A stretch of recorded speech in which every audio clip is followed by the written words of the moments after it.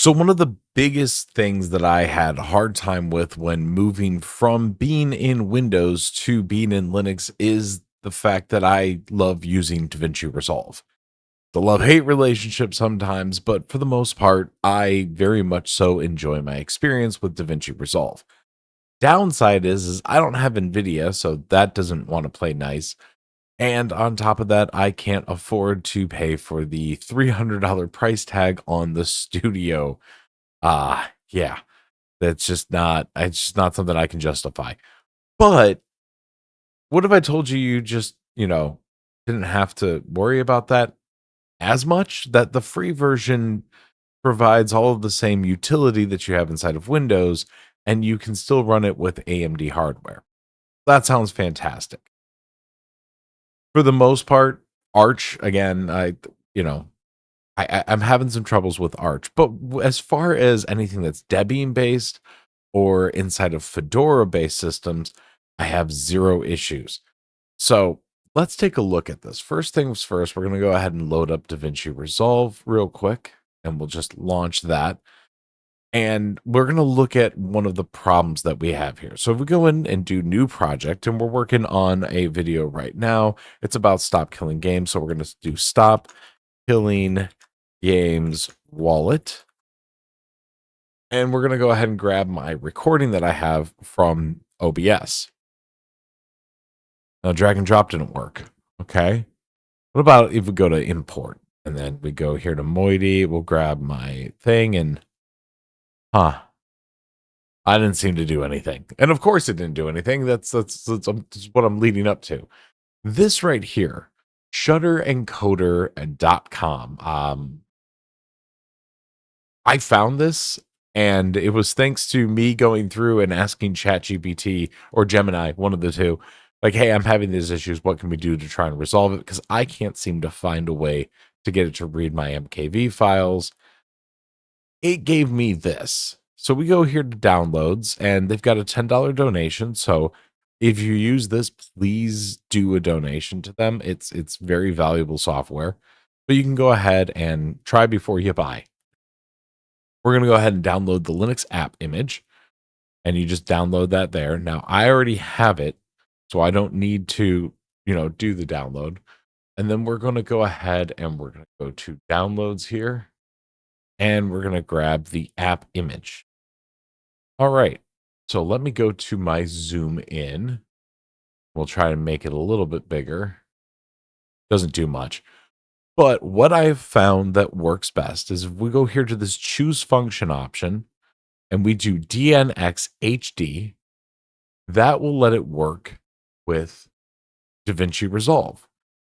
Let's grab that file that we need real quick. I'm going to go here to my home folder. We're going to drag and drop that MKV in here, and it sees it no problem. Now, if you have different audio settings, right, and you've got, one for like one records like your chat audio, the other one records your mic's audio, and then the other one records like your game audio. You can go ahead and select which audio tracks you want. Otherwise, just leave this alone, but that is an option. Because if like you have one that records all audio and you don't want that in your edit, that's fine. And then open destination at end. Okay, not a problem.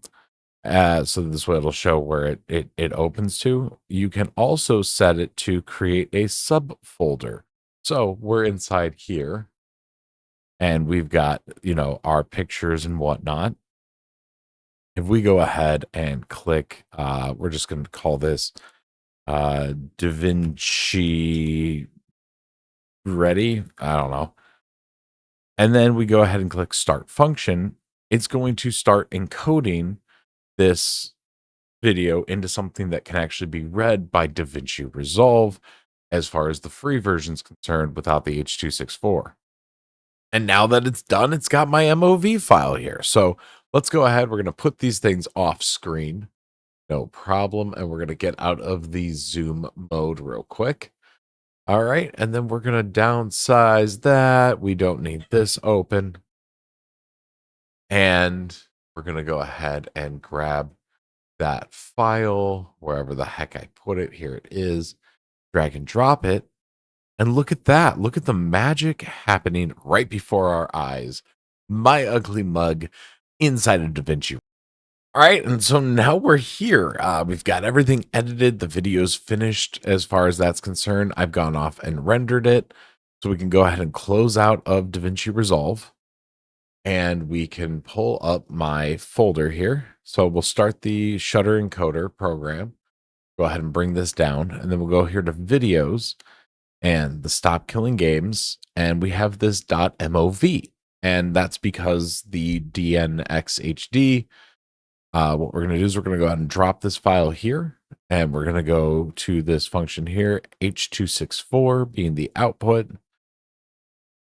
And that's going to encode to an MP4. Now, the reason why I'm going to encode it to an MP4 is this way it's easier and faster to upload to YouTube. .mov has to be converted. So it's going to take longer for your video to upload to YouTube, and we want it to be uploaded in a reasonable time, not 26 hours later. So we'll go ahead and just click Start Function on that, and it'll proceed through that whole process. It takes a couple of minutes, and then you're done. And that's it. Now, I will have to mention that I have had a hell of a time trying to get this to work inside of Arch. I'm doing it on the Nobara side. I've had no problem doing it inside of PicoOS. So I don't know where I'm messing up when it comes to the Arch side of things, but that's just unfortunately the nature of Linux. I'll have to figure it out. Regardless, I'm also coming up on the big question that I've been wondering is, where am I going to sit as far as Linux is concerned? I've tried a lot of great options. And so I have to make that consideration of where I want to be.